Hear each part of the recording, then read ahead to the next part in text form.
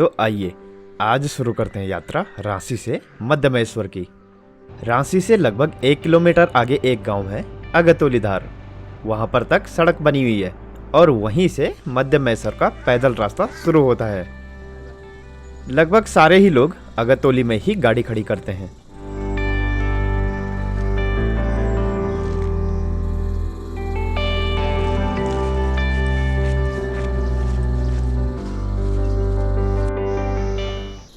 Time हो रहा है 9:30 और हम अपना ट्रैक शुरू कर चुके हैं। अभी यहाँ से तो लगभग 4.5 किलोमीटर तक ढलानी है, फिर वहाँ से चढ़ाई शुरू होगी।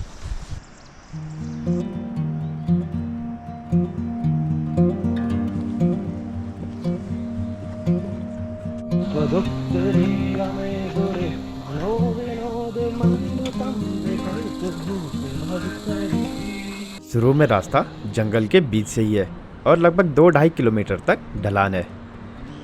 आपको यहाँ रिंगाल की झाड़ियाँ बहुतायत में देखने को मिल जाएंगी। रिंगाल वही पौधा है जिसकी लाठियाँ आपको टेकने के लिए हर ट्रैक के शुरू में मिल जाती हैं। ये बहुत ही हल्की और मजबूत होती हैं। इनसे और भी कई चीज़ें बनाई जाती हैं, जैसे टोकरियाँ, फूलदान, सुप्पा आदि।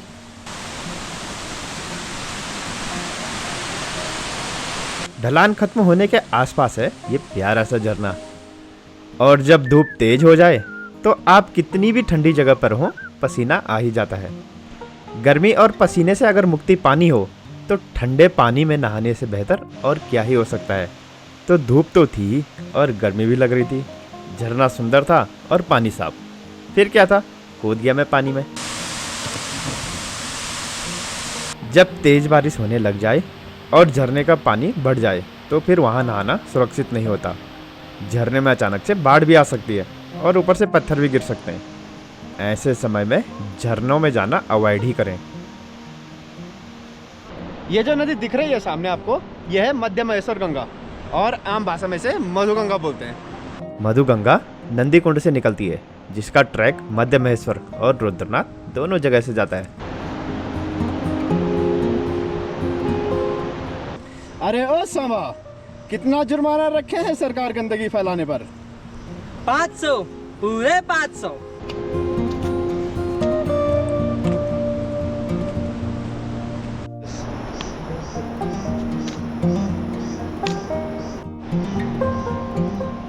झरने से थोड़ा आगे बढ़ने पर इस ट्रैक की सबसे पहली दुकान है, जहां पर आपको चाय, मैगी, जूस, बिस्किट जैसी चीजें मिल जाएंगी।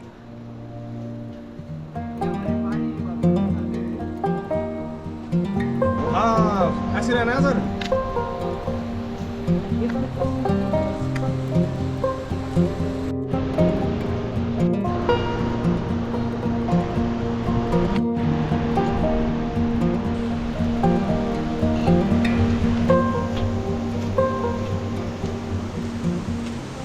लगभग 4.5 किलोमीटर चलने पर आता है पहला गांव गोंधार।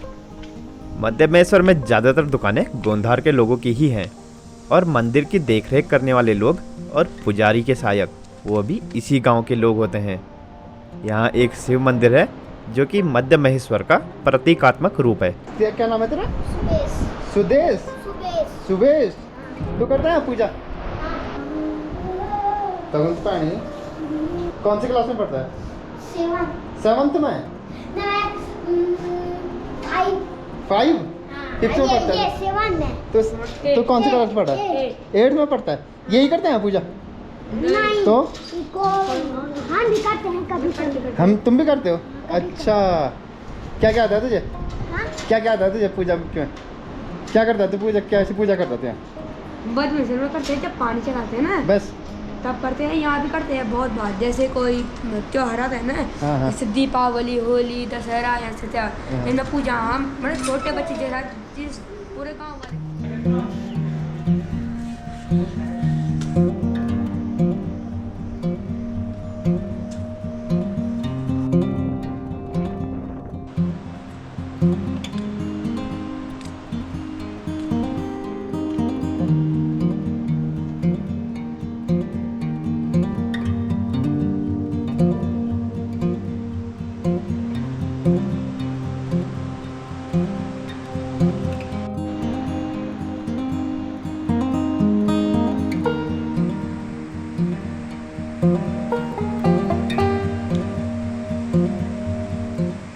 गोंधार से थोड़ा आगे बढ़ने पर मिलता है दूसरा गांव बनतोली।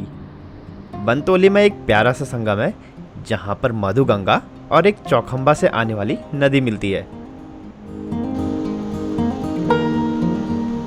रुकना खाना की पूरी व्यवस्था? हाँ, खाना रहना बाबा पूरी व्यवस्था बाबा। कितने का है रहने का? आए? कितने का है? अरे रहने का जो देते हैं ऐसा नहीं है फिक्स मेरा इतना की इतना हो। अच्छा, आप इच्छा हो तो नहीं, पर इच्छा तत्काल जो भी होगा भगवान के चरणों में जो ध्याओ वो फल पाओ। ठीक है बाबा।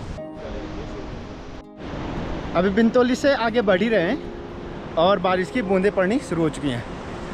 अब क्या ये बूंदें बारिश में बदलेंगी और हमें रेनकोट पहनने की आफत करनी पड़ेगी। बनतोली से मध्य महेश्वर लगभग 9 किलोमीटर है और यहाँ से रास्ता पूरा ही चढ़ाई का है। यहाँ पर भी खाने पीने और रुकने की व्यवस्था मिल जाती है।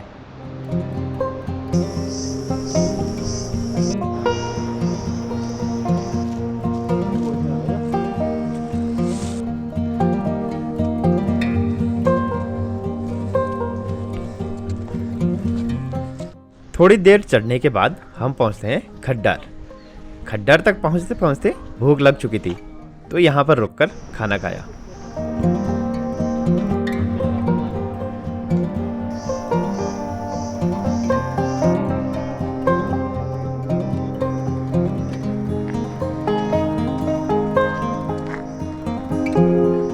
चढ़ाई ठीक ठाक है यहाँ। ये यहाँ पर ये हैं और अभी हमें चढ़ के जाना है ठीक वहाँ पर बीच वाली पहाड़ी पे। तो अगर आपको लगता है कि यहाँ चढ़ाई नहीं है तो एक गलत लगता है आपको। नानू में भी रुकने और चाय नाश्ता खाने आदि की पूरी व्यवस्था है। नानू से थोड़ा आगे बढ़े ही थे कि बारिश शुरू हो गई। नानू से 30-40 मीटर ही ऊपर ही आए हैं और बारिश तेज हो चुकी है और तेज ही होते जा रही है। रेनकोट पहन लिया है, देखते हैं कब तक चलती है बारिश।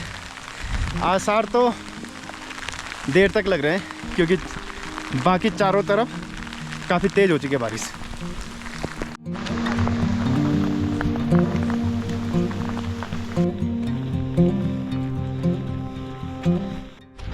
प्रैंक कर गई बारिश तो हमारे साथ। वहाँ पर तेज बारिश लगी हुई थी, अब बंद हो गई।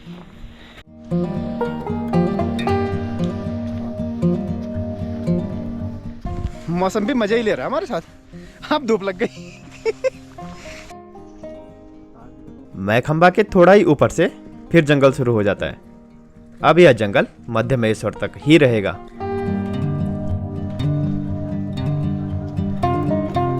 अभी तक हम जितना भी आए रास्ते में दुकानें मिलती ही रही हैं, चाहे वो कुछ खाने पीने की हो या जूस की।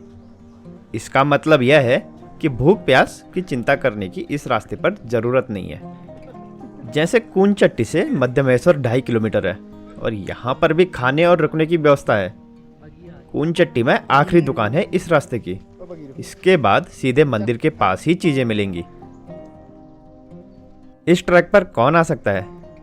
अगर आप ज़्यादा चलने फिरने वाले इंसान नहीं हैं और आपने मध्य महेश्वर ट्रैक को अपनी लिस्ट में पहले नंबर पर रखा है तो फिर आपको काफ़ी मुश्किल होने वाली है।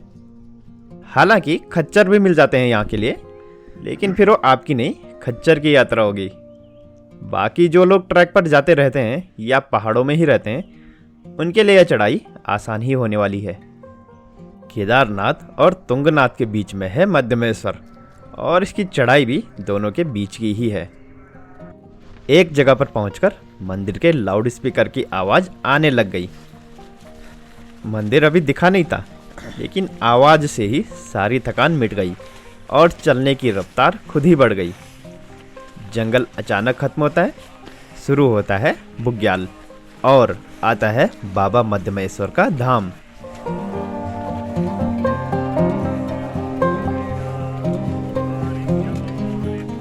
देव दर्शनी से जैसे ही मंदिर के दर्शन होते हैं मन में अपार खुशी की लहर दौड़ जाती है।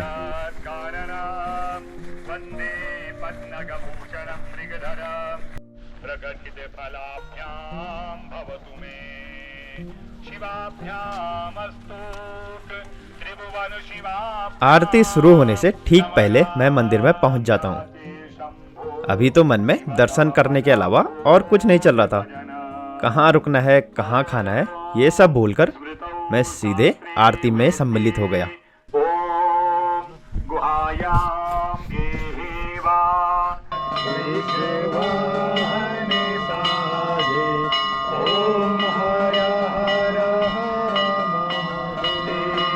आरती के बाद बाबा के दर्शन हुए और फिर पता चला कि थक भी लगी हुई है।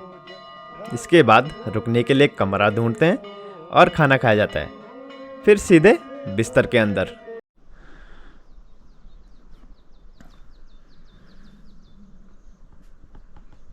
सुबह जैसे ही थोड़ा उजाला होता है तो मैं चल पड़ता हूँ बूढ़ा मध्यमेश्वर के लिए। बूढ़ा मध्यमेश्वर मुख्य मंदिर से लगभग 2 किलोमीटर ऊपर है।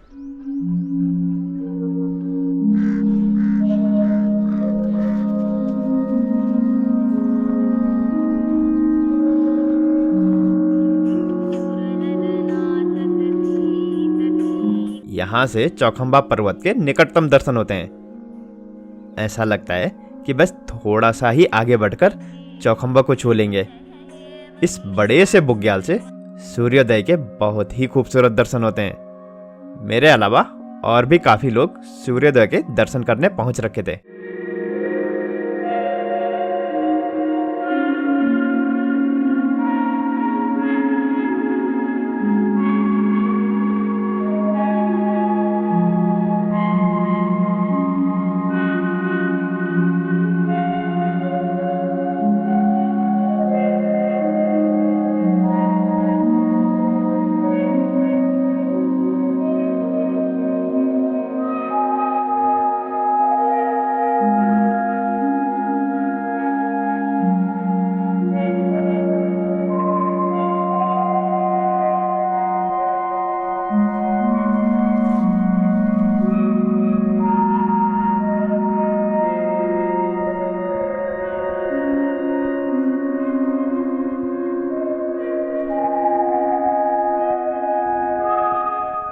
यहाँ पर बाबा का एक छोटा सा मंदिर है, जहाँ दर्शन करने के बाद ढूंढने लगा मैं वो छोटा सा तालाब या झील जिसमें बर्फीले पहाड़ों का रिफ्लेक्शन दिखाई देता है। वहाँ पर एक तालाब था तो सही, लेकिन उसका पानी सूखा हुआ था। निराशा होने से पहले ही पता चला कि पानी वाला तालाब थोड़ा आगे है।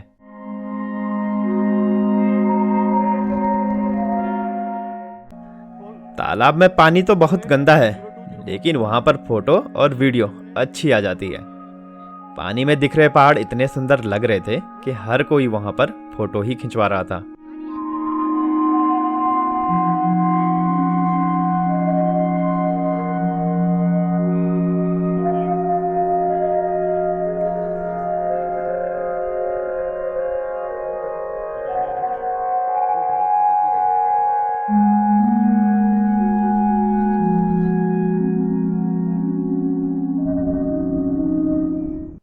वापस लौटने पर बुग्याल के बीच में मुझे मिले भेड़ बकरियां चराने वाले।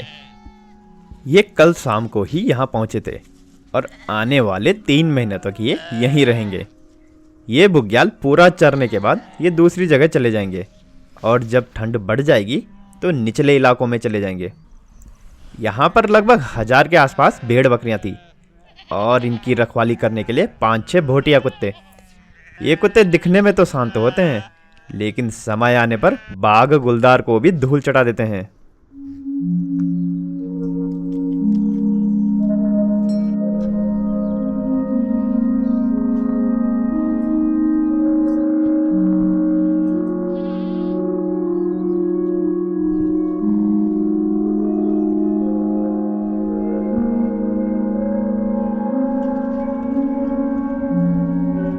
कमरे पर पहुंचकर नहा धोकर प्रसाद की थाली लेकर मैं फिर से पहुंच जाता हूं बाबा के दर्शन करने। कई सारे मंदिरों की तरह यहाँ भी मंदिर के अंदर की फोटो या वीडियो लेना मना है, इसलिए मंदिर के अंदर होने वाली पूजा या दर्शन मैं आपको नहीं दिखा सकता। उसके लिए आपको खुद ही यहाँ आना पड़ेगा। मंदिर में दर्शन के लिए बस थोड़ी सी प्रतीक्षा करनी पड़ती है। क्योंकि मंदिर के अंदर बहुत सारी जगह नहीं है, तो 15-20 लोगों के ग्रुप में पूजा होती है। पूजा सामूहिक होती है और मंदिर के गर्भगृह में पुजारी और कार्यकर्ता के अतिरिक्त और किसी को भी प्रवेश की अनुमति नहीं होती। शिवलिंग का जलाभिषेक भी पुजारी ही करते हैं। हम सिर्फ कलश में जल भरकर अंदर दे सकते हैं। यह पंच केदारों में से दूसरा केदार है।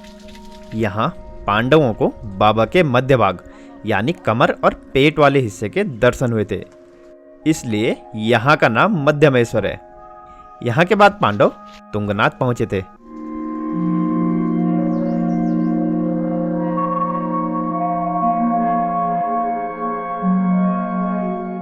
दोपहर बाद 3 बजे के लगभग मन होता है कि मैं फिर से बूढ़ा मध्यमेश्वर की तरफ जाऊं, तो मैं क्षेत्रपाल के मंदिर वाले रास्ते जाने की सोचता हूं। क्षेत्रपाल मंदिर के पास से 2 रास्ते जा रहे थे। एक तो ऊपर बुग्याल की तरफ जहां बूढ़ा मध्यमेश्वर है, और दूसरा जंगल की तरफ। बूढ़ा मध्यमेश्वर तो मैं सुबह जा चुका था, तो इस बार मैं जंगल वाले रास्ते की तरफ चल दिया। भैरव मंदिर से ये रास्ता अलग जा रहा है। एक बूढ़ा मध्यमेश्वर के लिए जाता है और एक ये है। तो ये जो रास्ता है, ये पूरा ट्रैक ये बना रखा है नंदी कुंड जाने के लिए। नंदी कुंड है जहाँ से मधुगंगा का उद्गम होता है, और नंदी कुंड पूरा ट्रैक है ये। अच्छा, यहाँ से लगभग मध्यमेश्वर से 25 किलोमीटर का रास्ता है, और ऑब्वियस बात है ऊपर एक पड़ाव के बाद बर्फ़ शुरू हो जाएगी। तो ये ऐसा ट्रैक नहीं है कि सीधे गए और आ गए। तो वहाँ पोर्टर के साथ जाना पड़ेगा, सामान, खाने का सामान, रहने का सामान लेके, तो वहाँ रुकना है।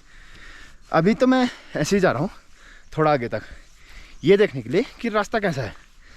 तो रास्ता तो बना हुआ है, पूरा खड़ंजा वाला है, और ये ऐसा ही है लगभग जैसा मध्यमेश्वर का रास्ता है। मैं हल्का सा इस पर आवाजाही नहीं है, इसलिए थोड़ा कूड़ा कबाड़, मतलब पत्ते वगैरह, झाड़ियाँ ज़्यादा है। बात करें अगर केदारनाथ की, तो मेरे अनुमान में केदारनाथ पहुंचना आसान है। गौरीकुंड से दुनिया भर के घोड़े खच्चर आपको मिल जाएंगे। हेलीकॉप्टर सर्विसेज भी है, डोली कंडी भी है, और पूरे रास्ते लोगों की भीड़ है। यहाँ ऐसा नहीं है, यहाँ आपको खच्चर मिल जाएंगे, लेकिन बहुत ही ज़्यादा गिने चुने, एक दुक्के आपको दिखेंगे, वो भी अगर किसी ने पहले ही बुक कर लिया तो। यहाँ भीड़ है नहीं अभी लोगों की, तो इस कारण से जो चीज़ केदारनाथ में आपको मिसिंग लग सकती है, वो यहाँ नहीं लगेगी। केदारनाथ में अगर आपको अंदर पूजा करनी है तो VIP पूजा करवानी पड़ेगी। यहाँ पूजा के लिए सारे लोग अपनी अपनी थाली लेकर मंदिर के अंदर ही बैठ जाते हैं, और पुजारी जी वहीं से सामूहिक पूजा करवा देते हैं। सब आराम से बाबा के दर्शन भी कर लेते हैं, और क्योंकि भीड़ नहीं है इसलिए यहाँ धक्का मुक्की नहीं होती। आप कभी भी जाओ, आपको दर्शन हो जाएंगे। अब जैसे मैं कल से 3-4 बार आराम से बाबा के दर्शन कर चुका हूँ। रात को आरती में सम्मिलित हुआ, सुबह पूजा और अभिषेक, फिर बाबा का भोग, तो इन सब का अनुभव करने का मौका मिल गया। मध्यमेश्वर में बिजली नहीं है, यहाँ लाइट सोलर पैनल से ही जनरेट होती है। तो अगर मौसम ख़राब है और जैसे 1-2 दिन धूप नहीं आई, तो यहाँ बैटरियाँ ख़त्म हो जाती हैं, तो आपको फ़ोन चार्ज वगैरह करने के लिए नहीं मिलेगा। इसलिए उसका इंतज़ाम आपको खुद ही करना पड़ेगा, जैसे पावर बैंक वगैरह कैरी करके चलिए। यहाँ नेटवर्क नहीं आते, मंदिर के आसपास BSNL के आते हैं और एयरटेल का बूढ़ा मदमेश्वर मंदिर के पास आता है। तो अगर आपको कॉल करनी है या तो आपके पास BSNL का सिम होना चाहिए या आपको बूढ़ा मदमेश्वर जाना पड़ेगा। यहाँ जो होटल दुकानें हैं उसमें आपको टेलीफोन मिल जाएगा, उससे भी अगर आपको कॉल करनी है तो आप उससे कर सकते हैं। तो BSNL का ये टेलीफोन है इमरजेंसी कॉल करने के लिए, उसका उपयोग हो सकता है। बाकी जब नेटवर्क नहीं है तो ज़्यादा शांति मिलेगी। लोग या आप सब जो भी है हर घड़ी अपने फ़ोन पर नहीं रहेंगे, केवल फ़ोटो खींचने के लिए ही निकाल पाएंगे फ़ोन। बाकी इंस्टाग्राम, फेसबुक, टिकटॉक, यूट्यूब कुछ चलेगा नहीं यहाँ। जिज्ञासा कई बार आपको आगे बढ़ने के लिए प्रेरित करती है। इस रास्ते में चढ़ाई काफ़ी थी और नंदीकुंड में जाने वाला था नहीं, तो आगे बढ़ने का कोई मतलब बनता नहीं था।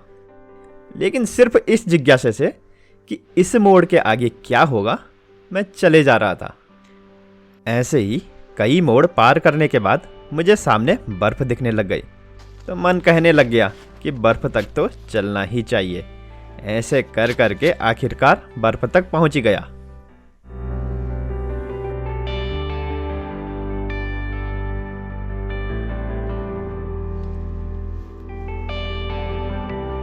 तभी वहां मुझे एक छोटा सा मंदिर जैसा कुछ दिखता है, तो मैं वहां भी पहुंच जाता हूं।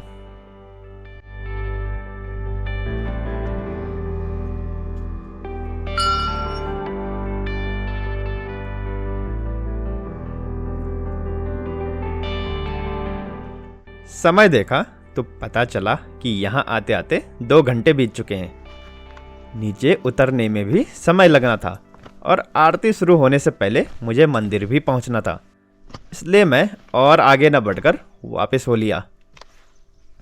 नीचे आकर जब मैंने लोगों से इस मंदिर के बारे में पूछा तो पता चला कि यही इस घाटी के मुख्य क्षेत्रपाल का मंदिर है।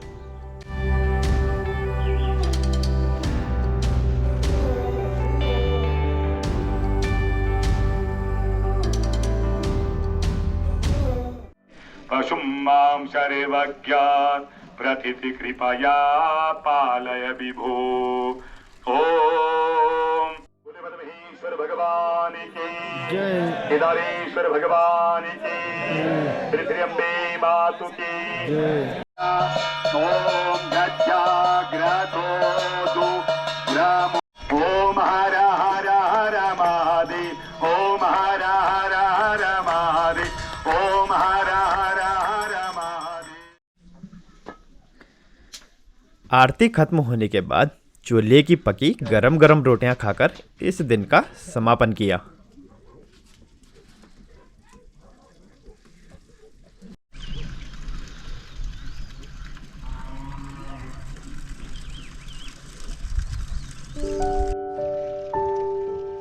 आज है वापस जाने का दिन, तो लौटने से पहले एक और बार बाबा के दर्शन किए और फिर अपनी वापसी की यात्रा शुरू कर दी। मध्य महेश्वर में अभी यात्री कम ही आते हैं, तो यहाँ होटल में नंबर रखते हैं। यहाँ के लोगों ने एक कमेटी बना रखी है और वही कमेटी डिसाइड करती है कि किस दिन कौन से होटल में कमरे भरने शुरू होंगे। यहाँ आप व्यक्तिगत कमरा भी ले सकते हैं जो कि 1000 रुपये का पड़ेगा, और शेयरिंग वाले में भी रुक सकते हैं जिसमें एक आदमी के 250 रुपये लगते हैं।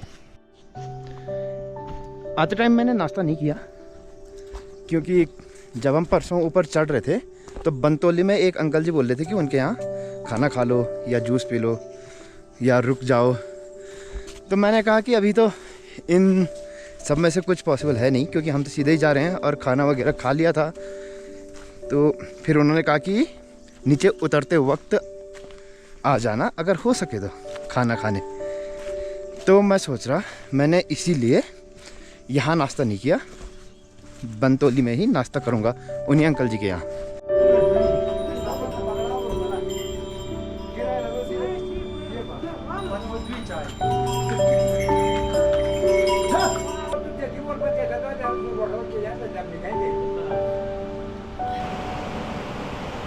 वापस आते समय बस एक ही काम रह गया था, जो कि था ये।